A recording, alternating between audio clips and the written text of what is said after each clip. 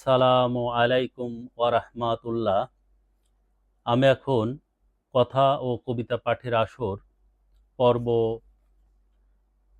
93 শুরু করছি। এখন যে কবিতাটি নিয়ে আলোচনা করছি, কবিতাটির নাম হে বিশ্ব বিবেক।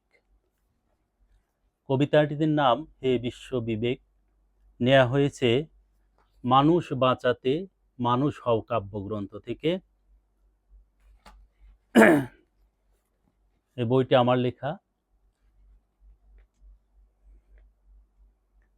এই বইটি প্রকাশ হয়েছে 2018 সালে, কিন্তু এই লেখাগুলি লেখা হয়েছে 2014, 15, 16 এর মধ্যে, যখন মায়ানমার থেকে এই রোহিঙ্গাদেরকে নির্যাতন করে হত্যা করে তখন এই বইটি লেখা, এই কবিতাগুলি লেখা।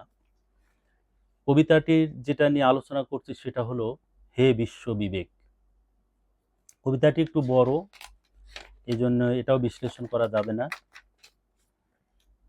ওহে বিশ্ব, তুমি কি নিঃস্ব, তোমার কি বুকে নাই অসীম গর্জন? চেয়ে দেখো মায়ানমার কি নিষ্ঠুরতা করে চলছে মুসলিম নিধন। দেখছেন, মায়ানমার যখন মুসলমানদেরকে নিধন করে তখন এই কবিতাটি লেখা, এবং বিশ্ব বিবেকের উদ্দেশ্য করে এই কবিতাটি লেখা। তুমি কি অন্ধ, কেন স্তব্ধ, নাই কি তোমার মানবতার তর্জন? চলছে গণহত্যা, এ কেমন বর্বরতা, সদ্য অবারিত ধর্ষণ। কারণ ওরা তো শুধু হত্যাই করেনি, নির্যাতন করেনি, ধর্ষণও করছে, সবই করছে। তুমি কি বধির, কেন স্থির, ওদের কি নাই বাঁচার অধিকার? হাজারো রোহিঙ্গা ছুটছে দিক বিদিক, হাই এ কেমন অবিচার।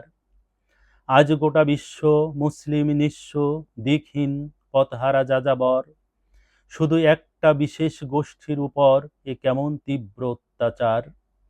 রাখাইন রাজ্যই কত শত শতাব্দ রোহিঙ্গাদেরই আদিবাস। শিশু বৃদ্ধ নারী নিজ ভূমি ছাড়ি আজ হয় সুদূর পরবাস। কারণ এই রাখাইন রাজ্যই কত শত শতাব্দ রোহিঙ্গাদেরই আদিবাস। এই রাখাইন রাজ্যে এই রোহিঙ্গারা শত শত শতাব্দী ধরে এখানে বসবাস করে আসছে, তাদের আদিবাস ওখানে। তাই বলা হয়েছে যে রাখাইন রাজ্যই কত কত কত শতাব্দ রোহিঙ্গাদেরই আদিবাস।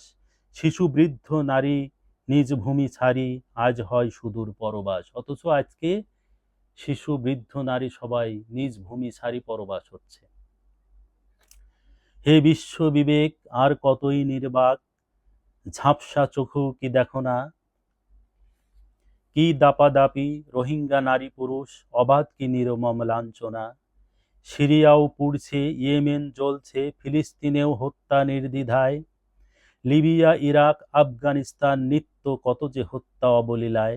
দেখছেন, কারণ সিরিয়া, ইয়েমেন, ফিলিস্তিন, লিবিয়া, আফগানিস্তান এগুলো তো সব একের পর এক এই একই রকম অবস্থা, একই অবস্থা।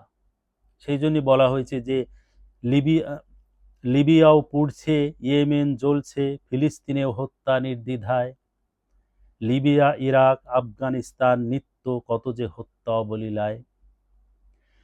বলে দাও হে বিশ্ব বিবেক, এ মুসলিম সম্প্রদায় যাবে কোথায়? পৃথিবীর বাসিন্দা ওরা মানুষ, ওরাও পৃথিবীতে বাঁচতে চায়। কারণ ওরাও তো মানুষ, ওরাও তো পৃথিবীতে বাঁচতে চায়। পশুত্ব গ্লানি নিয়ে মনুষ্যত্ব বিকিয়ে হয়েছিস তোরা বিধাতা। দেখছেন, পশুত্ব গ্লানি নিয়ে মনুষ্যত্ব বিকিয়ে হয়েছিস তোরা বিধাতা।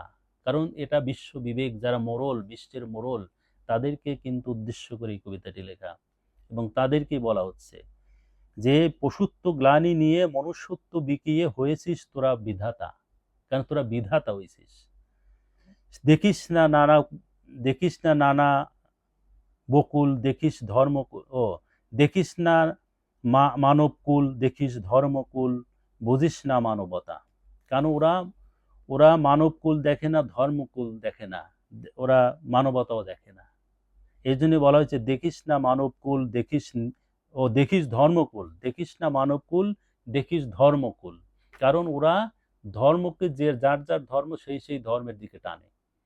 হ্যাঁ, এটাই বলা হয়েছে যে দেখিস না মানবকুল, দেখিস ধর্মকুল। কারণ এটা তো মানবকুল দেখা দরকার, কারণ সবাই মানুষ, একজন একজনের উপর আঘাত তো করতে পারে না। এই জন্য মানব হিসাবে মানবকুল দেখা দরকার, ধর্মকুল না। যার যার ধর্ম শেষে পালন করুক, এটাই তো নিয়ম। বুঝিস না মানবতা, বন্ধ কর জাতিগত প্রহসন, ঘৃণ্য হত্যা জুলুম নির্যাতন, আর কত খেলবি রক্তের হোলি, তোদের বিবেককে দিয়ে বিসর্জন। স্রষ্টার দুনিয়ায় শুধু কি মানুষ, হিন্দু বৌদ্ধ খ্রিস্টান ইহুদি, মনুষ্যত্ব বিকিয়ে সব খেয়েছিস, খেয়েছিস দৃষ্টি নিরবধি। দেখছেন, স্রষ্টার, এখানে বলে যে স্রষ্টার দুনিয়ায় শুধু কি মানুষ, হিন্দু বৌদ্ধ খ্রিস্টান ইহুদি। কারণ গোটা বিশ্বে আজ মুসলমানের এন্ট্রিতে দাঁড়াইছে হিন্দু বৌদ্ধ খ্রিস্টান ইহুদি। এই জন্য বলা হয়েছে যে স্রষ্টার দুনিয়ায় শুধু কি মানুষ, হিন্দু বৌদ্ধ খ্রিস্টান ইহুদি, মনুষ্যত্ব বিবেক সব খেয়েছিস, খেয়েছিস দৃষ্টি নিরবধি। দেখছেন, তো এই কবিতাটি কি উদ্দেশ্য করে লেখা হয়েছে? হে বিশ্ব বিবেক, ওই বিশ্ব মরদদের উদ্দেশ্য করে লেখা হয়েছে। আসলে তো আমরা কি বলবো, মানুষ হিন্দু বৌদ্ধ খ্রিস্টান যে যে জাতেরই হোক, যে ধর্মেরই হোক, মানুষ হিসাবে মানুষকে সবাইকে ভালোবাসতে হবে, পাশাপাশি বসবাস করতে হবে। কারণ সব মানুষই আল্লাহর সৃষ্টি। কার কি ধর্ম, সে যার যার ধর্ম সে পালন করুক, সেটা তার ইচ্ছা, সেটা আল্লাহ আছে, আল্লাহ বিচার করবে। কিন্তু এই ধর্মকে নিয়ে, এই ধর্মের দিকটা টেনে আরেক ধর্মের লোককে নির্যাতন করা, হত্যা করা, এটা কোন বিবেকের কাজ? আলোচনাটি এখানে শেষ করছি। আসসালামু আলাইকুম ওয়া রাহমাতুল্লাহ।